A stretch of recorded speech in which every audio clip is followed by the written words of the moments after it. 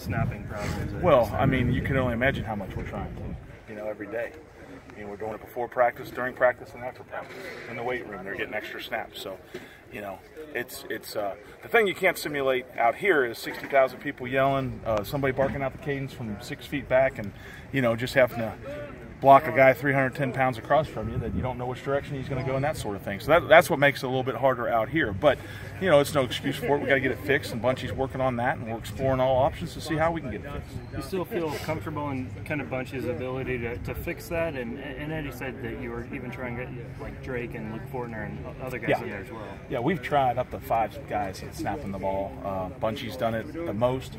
Nick Haynes probably after that. Now Drake, has done it quite a bit. Luke Fortner, and then Mason Wolf's got a few snaps as well. So we're exploring all those options, and we're going to get this thing fixed where we get the ball safely to the quarterback and get the play going on time. Johnny, does it sometimes become a mental thing with the kid?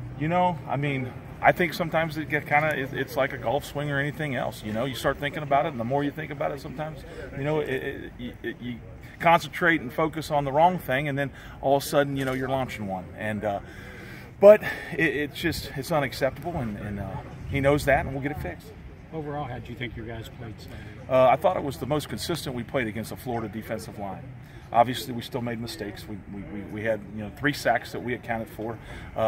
We had the 2 penalties, the one early, and then the one in the last drive, which I thought Nick had pretty good position on the block, but obviously that's subjective. And the protection, those guys can rush the passer.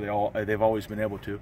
At times we had great pockets, in the 2-minute drill we had a great pocket a couple times where we had chances to hit the plays and make step up. Steven had chances to step up and make throws downfield. So I felt good about some of that, and we just got to continue to do it on a more consistent basis. Consistency and discipline in our technique. That's the biggest thing coming out of that game. John, I'm sorry. You said you thought the block was good by Nick.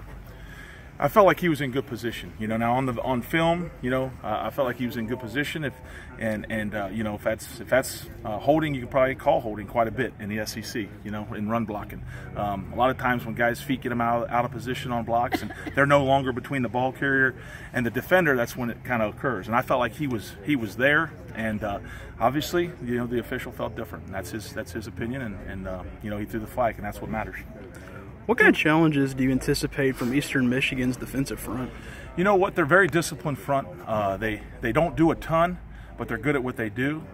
They've got some experience. They've got some decent, some really good edge rushers off the edges. I think they had 4 sacks in last week's first half against Ohio U, which is a pretty good number. And they've been good against the run, and they're not giving up a lot of points. I think the coaches do a very good job. I think the guys are disciplined on their assignments. You don't find them out of gaps a lot, so you have to earn every yard, and that's no different than our first 4 games.